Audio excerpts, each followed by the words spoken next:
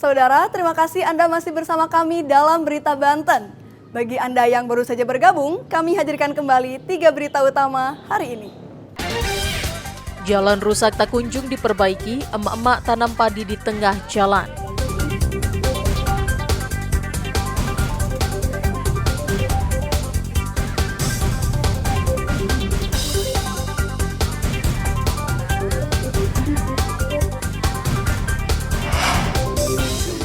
Buntut kecelakaan Subang, kegiatan study tour akan dievaluasi.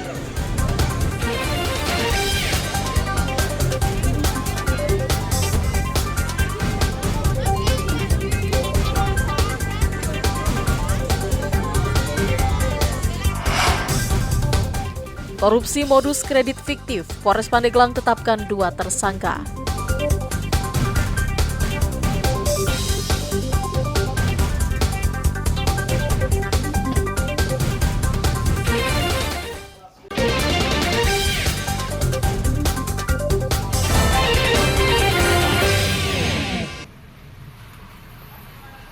Tidak hanya KPU, Badan Pengawas Pemilu atau Bawaslu juga mulai melakukan persiapan menjelang pilkada serentak yang akan digelar November mendatang. Seperti yang dilakukan Badan Pengawas Pemilu Kabupaten Lebak. Saat ini pihak Bawaslu sedang melakukan seleksi untuk mencari pengawas pemilu tingkat kecamatan atau Panwascam. 68 pendaftar yang lolos persyaratan administrasi mengikuti Computer Assisted Test atau CAT. Kegiatan ini diadakan di ruangan laboratorium komputer SMKN 1 Rangkas Bitung. Kegiatan tersebut dibagi ke dalam 2 sesi tes, di mana masing-masing sesi diikuti 34 orang peserta. Perekrutan dilakukan untuk menutupi kekurangan 10 anggota Panwaslu kecamatan di 6 kecamatan, yakni Kecamatan Cihara, Cibadak, Cirinten, Banjarsari, Sobang, dan Kecamatan Gunung Kencana. Kekurangan terjadi setelah 5 orang Panwaslu di kecamatan mengundurkan diri dan 5 orang lainnya tidak lolos evaluasi. Rutan Panwascam Pilkada 2004 yang mengisi kekurangan di beberapa kecamatan ya. Ada 6 kecamatan dan kami membutuhkan 10 orang. Itu per kecamatan sama 3-3 atau gimana? Enggak, ini apa namanya? Yang kosong saja. Oh, yang kosong. Misalkan contoh Cibadak kita butuh 2 orang karena mengundurkan diri karena Panwascam yang kemarin itu masuk P3K. Banjarsari 2 orang sama itu mengundurkan diri P3K juga.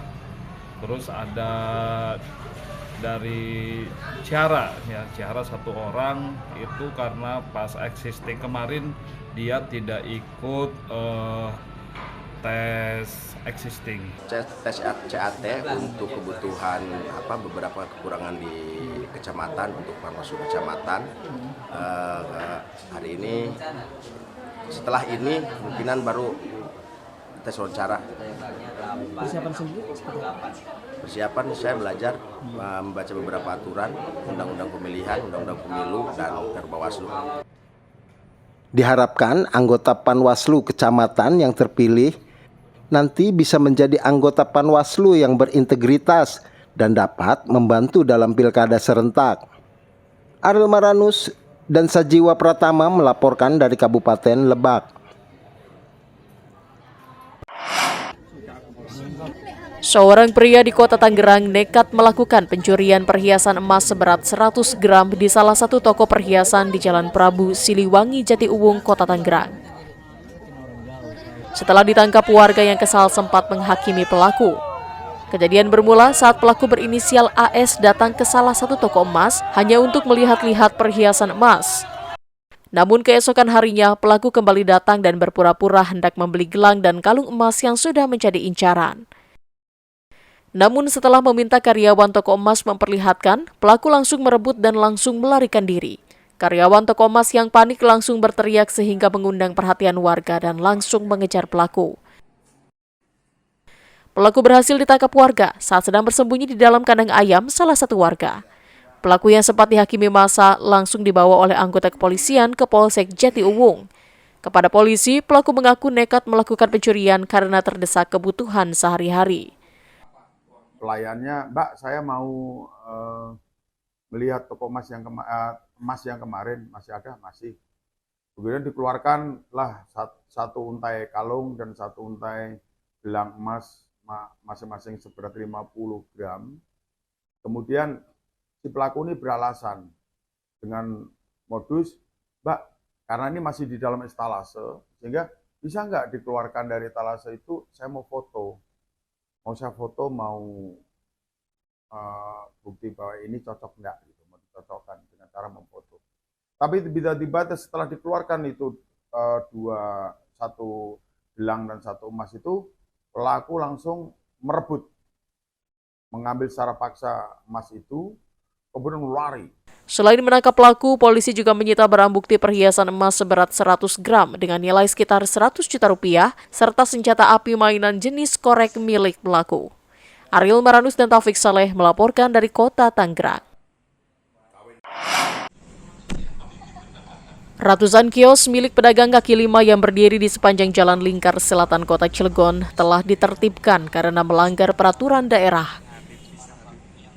Guna mencegah kembali maraknya bangunan liar dan pedagang kaki lima atau PKL yang berjualan di atas trotoar, petugas dari Dinas Satuan Polisi Pamung Praja, Satpol PP Kota Cilegon, memasang spanduk larangan berjualan dan mendirikan bangunan di sekitar lokasi.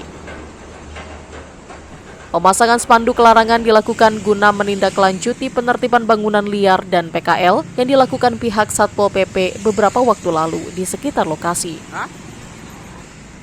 Saat dilakukan pembongkaran, ada sebanyak 198 bangunan liar yang dibongkar petugas karena melanggar peraturan daerah nomor 5 tahun 2003 tentang ketertiban, kebersihan, dan keindahan. Jadi menindaklanjuti yang sebelumnya, jadi kita kan udah membongkar bangunan liar pedagang kaki lima di JLS, terutama di 0 km sampai 3 km.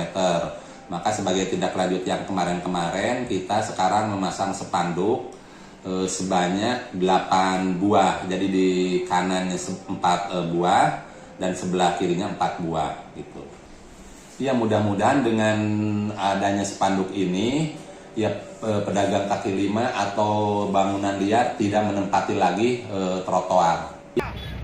Sementara itu, jika terdapat pedagang yang melanggar, pihak Satpol PP Kota Cilegon tak segan-segan akan memberikan sanksi tegas berupa denda maksimal yang tercantum dalam Perda, yaitu denda sebesar 5 juta rupiah atau kurungan maksimal 3 bulan penjara. Ariel Maranus dan Rico Alfredo melaporkan dari Kota Cilegon. Informasi tadi mengakhiri jumpa kita dalam Berita Banten. Atas nama rekan redaksi yang bertugas, saya Maya Meliasari mengucapkan terima kasih atas kebersamaan Anda. Selamat beraktivitas dan sampai jumpa.